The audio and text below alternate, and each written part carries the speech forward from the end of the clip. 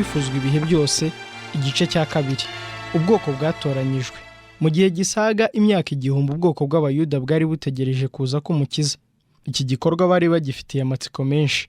Mu ndirimbo no mu buhanuzi, muri gahunda zo mu rusengero no mu masengesho yo mu miryango, bashyiragamo izina rye. Nyamara ubwo yazaga ntibabashije kumumenya. Uwari ukunzwe mu ijuru kuri bo yari ameze nk'urugemwe rwameze mu butaka bwumagaye, nta buranga cyangwa igikundiro yari afite byo kubareshya, kandi nta bwiza bamubonagamo bwatuma bamurangamira. Yaje mube, ariko abe ntibamwakira. Yesaya igice cya 52 umurongo wa 2. Nyamara Imana yari yaratoranije Abisirayeli. Yari yarabahamagariye gukomeza no kwigisha abantu amategeko yayo n'ibimenyetso ndetse n'ubuhanuzi byerekana umukiza. Yifuzaga ko baba nk'imigezi y'agakiza ku batuye isi. Icyo Aburahamu yari cyo mu gihugu yari yarasuhukiyemo, icyo Yosefu yari cyo muri Egiputa, na Daniyeli mu ngoro z'i Babuloni, nicyo Abaheburayo bagombaga kuba imbere y'amahanga atuye isi, bagombaga guhishurira abantu Imana. Mu ihamagarwa rya Aburahamu, Umwami Imana yaramubwiye ati, nzaguha umugisha kandi uzaba umugisha, kandi muri wowe nimo imiryango yose yo mu isi izaherwa umugisha. Itangirira igice cya 12 umurongo wa 2 n'uwa 3. Iyo nyigisho yakomeje gusubirwamo n'abahanuzi. N'igihe Isirayeli yari imaze kwangizwa n'intambara n'uburetwa, iri sezerano ryari rikiri iryabo. Abarokotse ba Yakobo bazaba mu moko menshi, bababere nk'ikime kivuye ku Uwiteka, cyangwa nk'imvura y'urujojo igwa mu byatsi bitagomba kurindira umuntu, haba no gutegereza abana b'abantu. Ibyerekeye urusengero rw'i Yerusalemu, Uwiteka yavugiye muri Yesaya ati, inzu yanjye izitwa inzu yo gusengerwamo n'amahanga yose. Ariko ibyiringiro byabo babihanze mu gukomera mu by'isi. Kuva igihe binjiriye mu gihugu cy'i Kanani, bateshutse amategeko y'Imana maze bakurikiza inzira z'abapagani. Imiburo yose Imana yaboherereje ibinyujije mu buhanuzi yabaye imfabusa. Akanyafu ko gutotezwa no gukandamizwa n'abapagani ntacyo kabamariye. Ivugurura ryose ryakurikirwaga no kurushaho kwinangira. Iyo Abisiraheli baza kumvira Imana, yari kuzuza umugambi wayo binyuze mu kumwubaha no kumwerereza kwabo.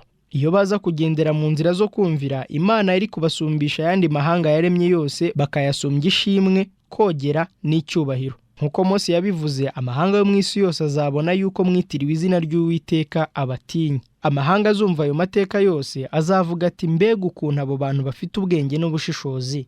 Ni ubwoko bukomeye. Ariko kubwo kudakiranuka kwabo, umugambi w'Imana wagombaga kugaragarira mu mibereho yuzuye ingorane no gucishwa bugufi. Babaye imbata z'ubutware bw'i Babuloni, kandi batatanira mu bihugu by'abapagani. Muri uko kubabazwa, benshi bavuguruye amasezerano yabo yo gukiranukira Imana. Ubwo bari baramanitse inanga zabo mu biti, barizwa n'urusengero rwera rwari rwarahindutse umusaka, umucyo w'ukuri warababonekeye, maze kumenya Imana byamamazwa mu mahanga yose. Gahunda zo gutamba ibitambo bya gipagani yari ikizira kandi inyuranye na gahunda Imana yari yarashyizeho, maze benshi b'abanyakuri bari barasuzumye iyo migenzo ya gipagani, bagize icyo bigira ku Baheburayo ku byerekeranye n'ubusobanuro bwa gahunda yashyizweho n'Imana, maze binyuze mu kwizera basingira isezerano ry'umucunguzi. Benshi muri abo banyagano banyuze mu karengane gakomeye cyane. Abatari bake bicwa bazize kwanga guhakana isabato ngo bakurikize imigenzo ya gipagani. Ubwo abasengaga ibigirwamana bari bahagurukiye gutsembaho ukuri, Uwiteka yatumye abagaragu be bahagurukira kuvugana n'abami n'abatware imbona nkubone, kugira ngo bo ubwabo hamwe n'abo bayobora babashe kubona umucyo. Uko ibihe byagiye biha ibindi, abami bakomeye bamamaje inkuru, bahamya ubushobozi bw'Imana abanyagano babo basengaga. Binyuze mu buretwa bw'i Babuloni, Abisiraheli bakize indwara yo gusenga ibishushanyo bibaje. Mu binyejana byakurikiyeho, bakomeje gutotezwa n'ingabo z'abanzi babo b'abapagani, kugeza ubwo basobanukiwe ko kunesha kwabo gushingiye ku kumvira amategeko y'Imana. Ariko kumvira kwa benshi ntikwakomokaga mu rukundo, babiterwaga no kwikunda. Kubaha Imana kwabo mu bigaragara babiterwaga no gushaka icyubahiro no gukomera mu gihugu cyabo gusa. Ntibabaye urumuri rw'isi, ahubwo bitandukanije n'isi ngo bahunge ikigeragezo cyo kuramya ibigirwamana. Mu mabwiriza bahawe anyujijwe kuri Mose, Imana yari yarabihanangirije ko batagomba kwifatanya n'abasenga ibigirwamana, ariko iyi nyigisho ntabwo yasobanuwe uko bikwiye. Umugambi kwari ukugira ngo be gukurikiza imico ya gipagani, nyamara babikoresha mu kurema urusika rutandukanya Abisirayeli n'andi mahanga. Abayuda babonaga Yerusalemu nk'ijuru ryabo, bakabigirira ishyari ngo hato Uwiteka atagirira ubuntu abanyamahanga. Aho baviriye i Babuloni, bashyize umwete mwinshi ku mabwiriza y'iby'idini. Mu gihugu hose hubatswe amasinagogi, maze abatambyi n'abanditsi bakayigishirizamo amategeko, kandi hashinzwe amashuri agatangirwamo ubumenyi rusange n'ubuhanga, byavugwaga ko byigisha amahame yo gukiranuka. Ariko ibi byaje guhumanywa. Mu gihe cy'ubunyage, abantu benshi bari baremeye ibitekerezo n'imigenzo ya gipagani, maze byinjizwa muri gahunda z'imihango y'idini ryabo. Akenshi bagiye bakurikiza imihango y'abasenga ibigirwamana mu bintu byinshi. Uko bagiye bava ku Mana, abayuda bagiye batakaza umucyo w'inyigisho za gahunda yo gusenga. Iyo gahunda yari yarashyizweho na Kristo ubwe. Buri gice cyayo cyashushanyaga Kristo, kandi cyari cyuzuye imbaraga n'ubwiza bw'iby'umwuka. Ariko abayuda batakaje ubuzima bwabo mu by'umwuka kubera imigenzo yabo, maze bihambira ku bidafite umumaro. Ibyiringiro byabo byari mu bitambo n'uko batoranijwe, aho kwizera uwo byashushanyaga kugira ngo bagarure mu mwanya ibyo batakaje. Abatambyi n'abigisha bongereye umubare w'amategeko abagenga, ariko uko barushagaho kuyakomeza, niko kugaragaza Imana byarushagaho gucogora. Ubwinshi bw'imigenzo yabo nibwo bapimiragaho ubutungane bwabo, mu gihe imitima yabo yabaga yuzuye kwishyira hejuru n'uburyarya. Hamwe n'uwo mutwaro w'amategeko yabo, kubaha itegeko ry'Imana cyari kidashoboka. Abifuzaga kubaha Imana kandi bageragezaga gukurikiza amategeko y'abigisha, biyuhaga kuya kubw'umutwaro uremereye. Gutotezwa n'umutimanama ubashinja ntibyabahaga amahoro. Bityo Satani yakoraga ibishoboka ngo abace intege kugira ngo bapfobye uko bizera imico y'Imana no gusuzugura kwizera kwa Isirayeli. Yifuzaga gushimangira ibirego bye yatanze ubwo yigomekaga mu ijuru, avuga ko iby'Imana ishaka bidashingiye ku kuri kandi ko bidashoboka ko byakubahirizwa. Yaravuze ati, n'Abisirayeli nuko ntibubahirije itegeko. Mu gihe abayuda bifuzaga ukuza kwa Mesiya, ntibari bafite ubusobanuro nyakuri bw'inshingano y'ikizamuzana. Ntabwo bashakaga gukizwa ibyaha, ahubwo bashakaga gukizwa Abaroma. Bari bategereje Mesiya uzazanesha agashenjagura imbaraga z'ababarenganya, maze Isirayeli igahabwa ubutware bw'isi yose. Ibi byabashyiraga mu nzira yo guhakana umucunguzi. Mu gihe cy'ivuka rya Kristo, ubu bwoko bwari mu muriro w'ubutware bw'abanyamahanga, bwabababazaga birenze urugero. Abayuda bari bemerewe gukomeza ubuyobozi bwabo bihariye, ariko ibi nta gaciro byari bifite kuva bari munsi y'ubutegetsi bw'ingoyi y'Abaroma cyangwa gukumirwa kw'imbaraga zabo. Abaroma bavugaga ko bafite ububasha bushyiraho kandi bukuraho umutambyi mukuru, kandi akenshi uwo mwanya wabonwaga mu buriganya, hatanzwe ruswa ndetse no kwicana. Bityo umwanya w'ubutambyi ukagenda urushaho kugerwaho hakoreshejwe uburiganya. Nyamara abatambyi bari bagifite imbaraga nyinshi, ariko bazikoreshaga mu bucanshuro no kwishakira ibyabo. Abantu bari barabaswe n'ibikorwa bizira impuhwe n'imisoro y'ikirenga bakwa n'Abaroma. Ibi byateje ingorane zo kutanyurwa, ndetse bikomeza kwamamara. Umururumba n'urugomo,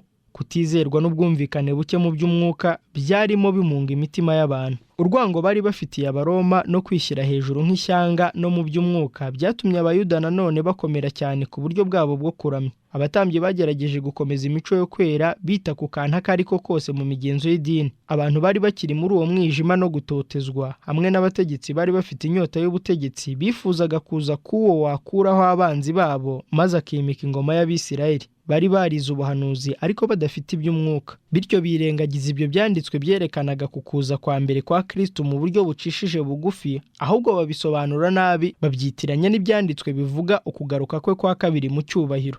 Kwishyira hejuru byahumye amaso yabo, basobanura ubuhanuzi bakurikije ibyifuzo bishingiye ku irari ryabo. Igitabo Uwifuzwa ibihe byose, igice cya 3. Igihe gikwiriye gisohoye. Maze igihe gikwiriye gisohoye, Imana yohereza umwana wayo ngo acungure abatwarwa n'amategeko, biduheshe guhinduka abana b'Imana. Kuza k'umucunguzi kwari kwaravuzwe kera muri Edeni. Ubwo Adamu na Eva bumvaga iryo sezerano, bategereje ko rihita risohora bidatinze. Mu byishimo byinshi bahaye ikaze umuhungu wabo w'imfura bari bamaze kubyara, biringira ko ashobora kuba ari we mucunguzi. Ariko gusohora kw'iryo sezerano kwaratinze. Abo babanje kurihabwa bapfuye bataribonye. Uhereye mu gihe cya Enoki, iri sezerano ryasubiwemo n'abakurambere n'abahanuzi kugira ngo bikomezemo ibyiringiro byo kuza kwe, nyamara nanone ntiyaza. Ubuhanuzi bwa Daniyeli bwahishuye igihe cyo kuza kwe, ariko siko bose basobanuye uko bikwiriye ubwo butumwa. Ibinyejana bigenda bishira haza ibindi, iby'abahanuzi bavuze biribagirana. Imbaraga z'akarengane zari ziremereye Abisirayeli, ndetse benshi batangira gutakamba ngo iminsi iratinze kandi iyerekwa ryose rirahebwe. Nyamara nk'uko inyenyeri zikomeza inzira ngari zagenewe, imigambi y'Imana ntiyihutishwa cyangwa ngo ikererwe. Binyuze mu bimenyetso by'umwijima w'icuraburindi ndetse n'itanura ricumba umwotsi, Imana yahishuriye Aburahamu iby'uburetwa bw'Abisirayeli muri Egiputa, imwereka ko igihe cyabo cyo kuba abasuhuke kigomba kuba imyaka 400. Ubwa nyuma, ni ko Uwiteka avuga, bazarivamo bavanyemo ubutunzi bwinshi. Kandi iryo jambo ubutware bw'umwami bwishyize hejuru bwa Farawo ntibwabashaga kurirwanya. Kuri uwo munsi nyirizina nk'uko ijuru ryabisezeranye, ingabo z'Uwiteka zose ziva mu gihugu cya Egiputa. Ni muri ubwo buryo nanone isaha yo kuza kwa Kristo yemejwe mu nama yo mu ijuru. Ubwo urushinge rw'isaha ikomeye rwageraga ku gihe cyayo cyagenwe, Yesu yavukiye i Betelehemu. Igihe gikwiriye gisohoye, Imana yohereza umwana wayo. Ishobora byose yari yarayoboye kandi igenzura ibikorwa by'amahanga, imyitwarire n'ikozwa hirya no hino ry'abantu hamwe n'ingaruka zabyo, kugeza ubwo byagaragaraga ku isi igejeje igihe cyo kuza k'umucunguzi. Amahanga yari yibumbiye munsi y'ubutegetsi bumwe. Ururimi rumwe nirwo rwakoreshwaga cyane kandi rwemewe ko ari rwo rugomba gukoreshwa mu nyandiko. Kuva hirya no hino Abayuda bari baratatanye bateraniraga i Yerusalemu mu minsi mikuru ya buri mwaka. Igihe basubiraga mu bihugu basuhukiyemo, bagombaga kwamamaza ku isi yose inkuru nziza yo kuza kwa Mesiya. Muri iki gihe gahunda ya gipagani yagendaga ita agaciro mu bantu. Abantu benshi bari barambiwe ikinamico n'imigani idafite ikibigisha. Bifuzaga idini yabasha kumara ubukene imitima yabo. Nubwo umucyo w'ukuri wasaga naho wavuye mu bantu, hariho bamwe bashakishaga umucyo kandi buzuye gushoberwa n'agahinda. Bari bafite inyota yo kumenya Imana ihoraho n'ibyiringiro by'ubuzima nyuma y'urupfu. Kuko Abayuda bari barateshutse ku Mana, kwizera kwabo kwari kwaracuze umwijima, ibyiringiro by'ahazaza byarayoyotse. Amagambo y'abahanuzi ntiyaragifite agaciro. Kuri benshi urupfu rwari amayobera ateye ubwoba, hirya yarwo hadasobanutse ari umwijima. Ibi ntibyari gusa mu miborogo y'ababyeyi b'i Betelehemu, ahubwo kwari ugutaka kw'abantu bose kumviswe n'abahanuzi ibihe byinshi. Induru yumvikaniye irama yo kurira no kuboroga kwinshi. Rasheli aririra abana be, yanga guhozwa kuko batakiriho. Mu gikombe cy'igicucu cy'urupfu niho abantu bari bicaye badafite uwo kubahumuriza. Bari bategereje kuza k'umucunguzi, bafite amatsiko menshi, bategereje igihe umwijima uzakurwaho maze amayobera y'ahazaza agasobanuka. Mu bihugu byo hanze y'Ubuyuda hariho abantu bahanuraga kuza k'umwigisha uzava ku Mana. Aba bantu bashakishaga ukuri kandi bari barahawe umwuka kugira ngo abahishurire. Bagiye baza basimburana umwe umwe nk'inyenyeri mu kirere cy'umwijima. Uko niko abo bigisha bagendaga baboneka. Amagambo y'ubuhanuzi bwabo yari yaracanye umuriro w'ibyiringiro mu mitima y'ibihumbi by'abatuye ibihugu by'abanyamahanga. Mu myaka magana yari ishize, ibyanditswe byera byari byarasobanuwe mu rurimi rw'Ikigiriki kandi bivugwa henshi mu bwami bw'Abaroma. Abayuda bari baratatanijwe hirya no hino kandi ibyiringiro byabo byo kuza kwa Mesiya bari barabigejeje no ku banyamahanga. Mu b'Abayuda bitaga abapagani harimo abantu bari basobanukiwe neza n'ibyanditswe byo mu buhanuzi bwo kuza kwa Mesiya kurusha abigisha bo muri Isirayeli. Hari bamwe biringiraga ko kuza kwe kugamije kubacungura mu cyaha. Abanyabwenge bagerageje kurondora iryo banga ry'Abaheburayo, ariko uburyarya bw'Abayuda mu myizerere bwabangamiye ikwirakwira ry'umucyo. Kubwo gukomeza kugira ibitekerezo byo kwitandukanya n'andi mahanga, ntabwo bari bafite ubushake bwo kumenyesha abandi ubwenge bari bafite bwerekeye umurimo w'ibimenyetso. Umusobanuzi nyakuri yagombaga kwiyizira. Wa wundi ibimenyetso byashushanyaga niwe wagombaga kubibasobanurira. Imana yari yaravuganye n'abatuye isi ikoresheje ibyaremwe, ibishushanyo n'ibimenyetso, abakurambere n'abahanuzi. Inyigisho zagombaga guhabwa abantu hakoreshejwe ururimi rw'abantu. Intumwa y'isezerano yagombaga kuvuga. Ijwi rye ryagombaga kumvikana mu rusengero rwe. Kristo yagombaga kuza agashyira ku mugaragaro amagambo ye, abantu bakayamenya kandi bakayasobanukirwa. We nkomoko y'ukuri yagombaga gutandukanya ukuri n'amagambo y'amanjwe yavugwaga n'abantu yari yarahindutse adafite umumaro. Ishingiro ry'ubutegetsi bw'Imana na gahunda yo gucungurwa byagombaga gusobanurirwa abantu neza. Ibyigisho byo mu isezerano rya kera byagombaga gusobanurirwa abantu uko byakabaye. Mu Bayuda harimo abantu bashikamye bakomokaga muri rwa rubyaro rwera rwari rukirangwamo kumenya Imana. Aba nabo bari bategereje isezerano ryasezeraniwe ba sekuruza. Bakomezaga kwizera kwabo bishingikirije ku byavuzwe na Mose agira ati, Umwami Imana izabahagurukiriza umuhanuzi muri bene wanyu umeze nkanjye, nuko muzamwumvire mu byo azababwira byose. Kandi bari barasomye uko Imana izamusukaho amavuta ngo abwirize abagwaneza ubutumwa bwiza, kuvura abafite imvune mu mitima no kumenyesha imbohe ko zibohowe no kumenyesha abantu umwaka w'imbabazi. Bari baranasomye uko azasohoreza gukiranuka mu isi, uko n'ibirwa bizategereza amategeko ye, uko abanyamahanga bazasanga umucyo we n'abami bazamusanga abyukanye kurabagirana. Amagambo ya Yakobo ajya gupfa yabujuje ibyiringiro. Inkoni y'ubwami ntizava kuri Yuda, inkoni y'ubutware ntizava hagati y'ibirenge bye, nyirayo ataraza. Gucogora kw'imbaraga z'Abisirayeli byahamyaga ko kuza kwa Mesiya kwegereje. Ubuhanuzi bwa Daniyeli bwerekanaga icyubahiro cyo kwimika ingoma ye izasimbura ubwami bwose bw'iyi si, kandi umuhanuzi akomeza avuga ati buzahoraho iteka ryose. Ubwo bake gusa ari bo basobanukiwe n'umurimo wazanye Kristo kuri iyi si, abandi bari bategereje igikomangoma gikomeye kizimika ingoma yacyo muri Isirayeli, kandi uzaza nk'umucunguzi w'amahanga. Igihe gikwiriye cyari gisohoye. Abantu bari bamaze ibihe mu buhenebere bw'icyaha bahamagarirwa kwitegura umucunguzi. Satani yakoraga uko ashoboye ngo asenye iteme rihuza isi n'ijuru. Mu binyoma bye, Satani yari yarahejeje umuntu mu byaha. Wari umugambi we kumanura abantu ku Mana ngo asibanganye urukundo Imana ifitiye abantu, kugira ngo Imana ibe yarekera isi munsi y'ubutware bwa Satani. Satani icyo yashakaga ni uko abantu bibagirwa Imana ngo bateshuke inzira yayo maze bayoboke ubwami bwe. Guharanira kwishyira hejuru kwe byasaga naho bitsinze. Ni iby'ukuri ko buri gihe Imana igira abayihagararira. Ndetse no mu bapagani hari abo Kristo yakoresheje kugira ngo avane abantu mu isayo y'ibyaha. Ariko aba bantu barasuzuguwe ndetse barangwa.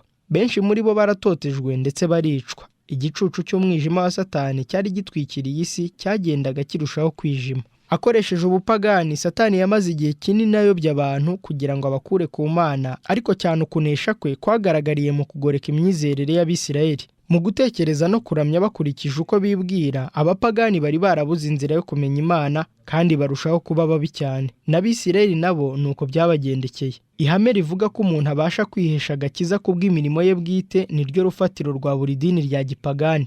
Noneho ryari rimaze guhinduka ihame ry'idini y'Abayuda. Satani yari yarababibyemo iyo mbuto, aho rikurikizwa hose abantu ntibaba bagifite ikibakingira gukora icyaha. Ubutumwa bw'agakiza bugezwa ku bantu hakoreshejwe abantu. Ariko Abayuda bo bashatse kwiharira ukuri ariko guhesha ubugingo buhoraho. Bari barihishiye manu ariko yaje kwangirika. Imyizerere bagerageje kwikubira yahindutse urukozasoni. Bambuye Imana icyubahiro cyayo maze bashukisha iyi si igisa n'inkuru nziza. Bari baranze kwiyegurira Imana ngo bahabwe agakiza kazaniwe abatuye isi, maze bahinduka ibikoresho bya Satani byo kurimbura isi. Ab'Imana yari yarahamagariye kuba inkingi n'isoko y'ukuri bahindutse abahagarariye Satani.